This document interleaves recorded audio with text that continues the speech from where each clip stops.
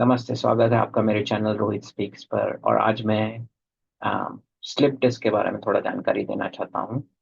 और slip disc है क्या और नॉर्मली होता क्या है उसमें, तो अगर उसके बारे में छोटा सा वीडियो बनाना चाहता हूँ। तो स्लिप डिस्क होता क्या है, तो पहले तो डिस्क किधर है आपका। तो ये डिस्क है आपका, जो रीढ़ की हड्डी है, वो हर एक के रीढ़ की हड्डी के बीच में एक ऐसा कार्टिलेज है जो आपको मूवमेंट में फ्लेक्सिबिलिटी देता है ताकि आप मूव अच्छे से कर सके। तो वो जो बनता है कोलाजन और डिफरेंट डिफरेंट प्रोटीन से, वो दोनों इसके दो हड्डी के बीच में होता है। और यहाँ पे इसके अंदर इधर आपका स्पाइनल कॉलम जा रहा है, और यहाँ पे सब नर्व्स है। ठीक है।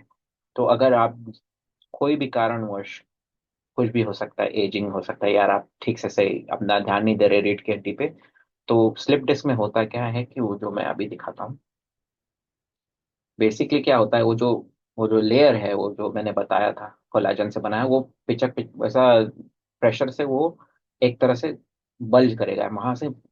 अगर दबाएंगे तो वहां से वो निकल जाएगा, निकल के वो आपके स्पाइनल, यहाँ पे जो नर्व है उसको हिट करता है, तभी आपको ऐसा दर्द और अचानक से चमक बैठता है।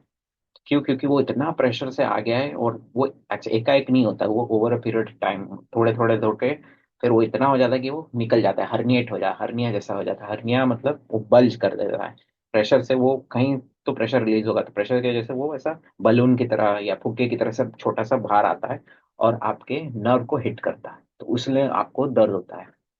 ये डिस्क का और भी इश्यू होता है, ये देखो, ये अगर नॉर्मल है, डिजेनरेट होता है, वो एजिंग से होता है, या आप कोई सही खाना नहीं खा रहे उसकी वजह से ये कोलाजन आपका सही नहीं बन रहा, तो वो नॉर्मल की वजह से वो थोड़ा चिथड़ा चिथड़ा जैसा हो जाता है। ये होता है स्टेज जहाँ पे आपका बल छोड़ने लगा है। यहाँ पे कंप्लीटली स्लिप डिस्क इसको बोलते हैं, कि स्लिप मतलब ये पूरा बाहर आके हिट कर रहा है, इसलिए स्लिप डिस्क। थिनिंग होता है एजिंग से, ये भी एजिंग से होता है, बट इसको बोलते हैं स्लिप डिस्क। मतलब आपका जो बीच में जो डिस्क है वो इतने प्रेशर से वो ऐसा पिंच हो गया, पिंच की वजह से वहां से वो फुग्गे की तरह से बाहर आता है, मतलब फुग्गा भी नहीं है, वो पूरा प्रोटीन से भरा हुआ है, और वो हिट करता है आपके नोक को, उसकी वजह से आपको दर्द होता है। अब मोर रीजन है कि आपको सही से उठाने नहीं आती चीजें, इम्प्रॉपर अच्छे से उठाते नहीं है आप अपने रीढ़ की हड्डी से चीजें उठाएंगे, तो ये का वाकई अ, दर्द देगा। अगर आप सही तरीके से अपना लेग का या हाथ से उठाएंगे, तो सही तरीके से करेंगे, तो आपको इसकी इश्यू नहीं होगी। इसके अलावा अगर आप ज्यादा देर तक काम करते हैं, इसमें आपको बैठना पड़ता है ज्यादा देर तक। अगर आप ज्यादा मोबाइल वोबाइल नहीं करेंगे, तो आप क्या कर रहे हैं, आप बैठे हैं, बैठे हैं तो रीढ़ का हड्डी कंप्रेस हो रहा है, कंप्रेस हो रहा है, तो वहां पे वो प्रेशर देता है उसको, उसके वजह से ये वो पिंच करेगा, पिंच करके वो बाहर आए।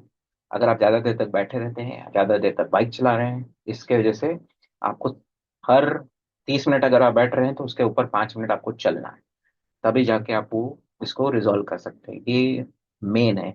आपको ध्यान देना है कि अगर ज्यादा देर तक आप बैठ रहे हैं, तो आपका ये इश्यू होगा, क्योंकि आप पूरे रीढ़ की हड्डी को कंप्रेस कर रहे हैं, तो वो ज्यादा देर तक रहेगा, तो ये हर्निया का इश्यू होगा, हर्निया से स्लिप डिस्क।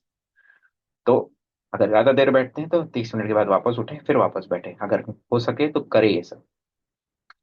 अब इसको ट्रीट कैसे करें? ज्यादातर को इसको आप फिजियोथेरेपी से सही करा सकते हैं। फिजियोथेरेपिस्ट आपको सही तरीके से, पहले तो आपका पोस्चर देखेगा, आप कैसे खड़े होते हैं, आप कैसे बेंड होते हैं, तो वो आपका सही करेगा। उसके वजह से आपको बताएगा कि आपको कैसे रहना है, ताकि आपका ये जो सूजन बाहर आया है उसको वो कम कर सके। ज्यादातर फिजियोथेरेपी से वो ठीक हो जाता है। उसके ऊपर अगर आप एंटी इन्फ्लेमेशन और दर्द पेन रिलीवर्स लेंगे, तो वो उसके साथ फिजियोथेरेपी करेंगे, ये अपने आप जो सूजन है वो धीरे धीरे कम हो जाता है, ताकि वो आपको दर्द ना दे। वो वापस भी आ सकता है अगर आप उस अपने पोस्चर पे, अपने उठाने के तरीके पे, अपने एक्सरसाइज पे काम ना दें।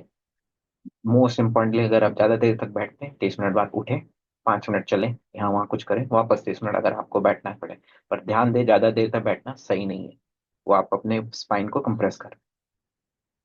तो बस ये वीडियो से मैं यही जानकारी देना चाहता था कि स्लिप डिस्क होता क्या है, उसमें होता क्या है, किस कारणों की वजह से होता है, और आप अपने तरीके से आप कैसे उसको रिजॉल्व कर सकते हैं। और अगर आपको लग रहा है होने वाला है, थोड़ा थोड़ा सा चमक बैठता है, तो धीरे धीरे अपना पॉस्चर पे ध्यान दिया, फिजियोथेरेपी से जाके।